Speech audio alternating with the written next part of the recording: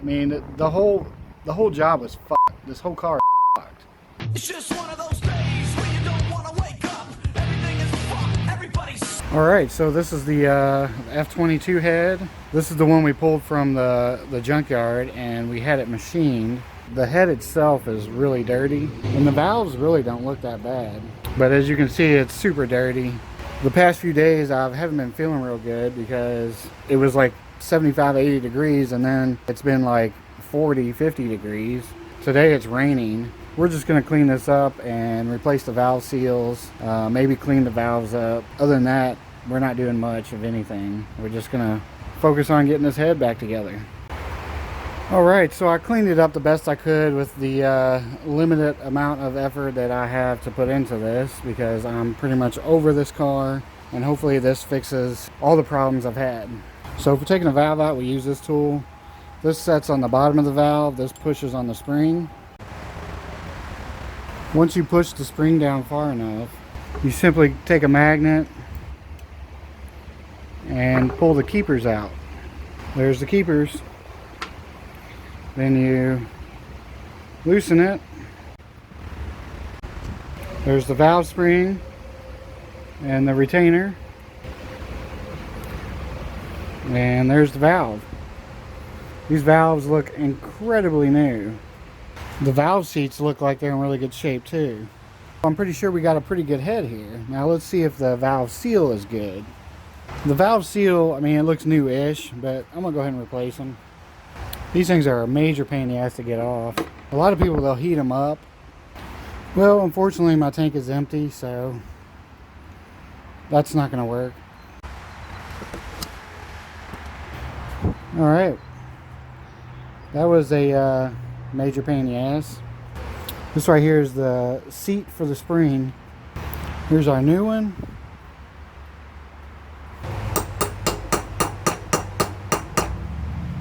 I just use a 10mm socket, stick it on there, and then pound it down. Stick your valve in a drill. We got some Scotch-Brite.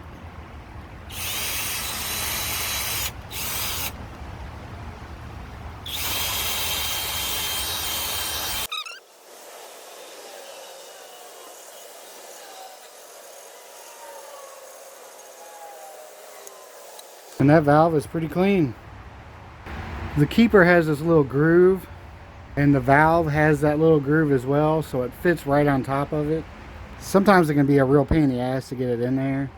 You see how we got it on the valve there? Now we got to pray that it doesn't come loose.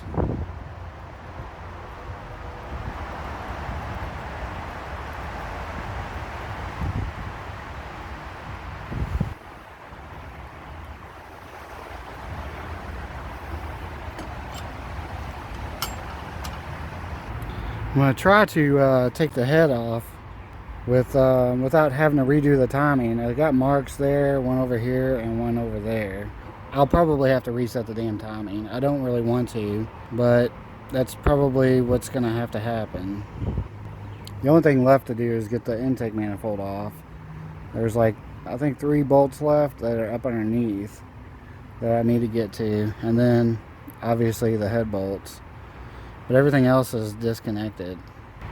This thing is a pain in the ass, and I am absolutely done with it. But I got to get it done to get it out of my driveway, because the B20 block will be done soon, and I need to get started on that.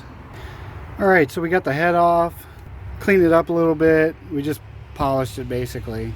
One thing I did notice, which I didn't notice before, you see that little like crack right there?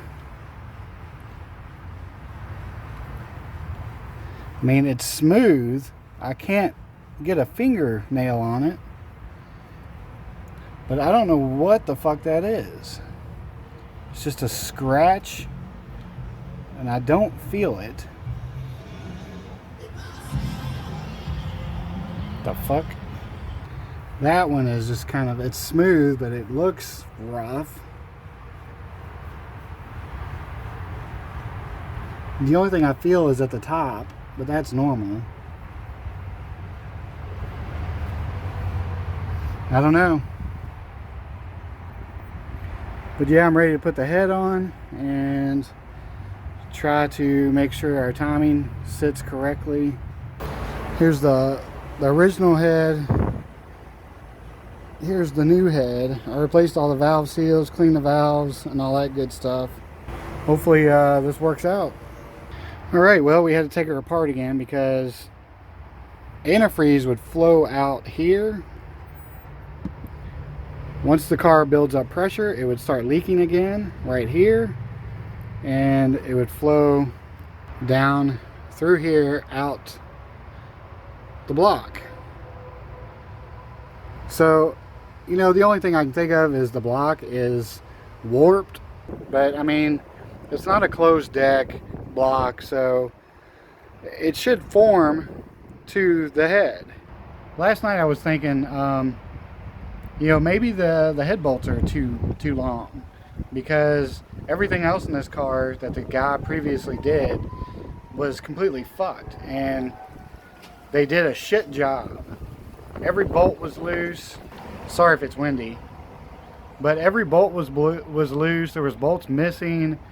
You know, the head was milled at an angle. I mean, the whole job was fucked. This whole car is fucked. And so I was thinking maybe the head bolts were too long. They were the wrong head bolts. So it's got 2 head bolts. It's got 9 of these and 1 of these. This one's supposed to be 199 millimeters. This one's supposed to be 163. This one is 174. So it's 11 millimeters too long. This one, it's like 205, and so that's 6 millimeters too long. My guess is it won't bolt down tight enough because the head bolts are too long. So I ordered new head bolts. They'll be here Thursday. I'm gonna get a whole new head gasket as well. If this doesn't fix the problem, then I don't know what the fuck the problem is. It's the block.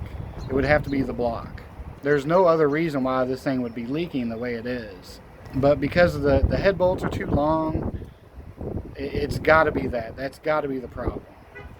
But I'm so sick and tired, and I'm over this fucking Accord. It's driving me crazy. I mean, when you have to measure the length of the head bolts, I mean, you're going through some shit just to figure out what this damn problem is. The head bolts look fairly new. I mean, if you go back and look at the first video, actually I don't know if I have a video. I don't know if I posted any of these, I'll be honest. My brain is just pissed. I'm fucking pissed because this car is such a piece of shit. I mean, it's really not. It's a good car. It's just the person that did the work last time is such a piece of shit. And I think it was done at this garage where we bought the car from. They did it all wrong for the customer. And they said that they've always maintained this car and blah, blah. And I guarantee you they put a fucking head gasket on it. And had more problems. They told the customer they would just buy it from them for like probably $200. And they couldn't figure it out, so they sold the damn thing. Jesus Christ, this shop is such a piece of shit. The people that did the work on it are such morons. Anyway, I don't know what else to say. This car, hopefully by Thursday, will be running and all the problems will be fixed. It's the head bolts. It's got to be the head bolts. If it's not, then it's the block. And if it's the block, then the car's fucked. I mean, it's not fucked, but still, I'm just done working on this thing.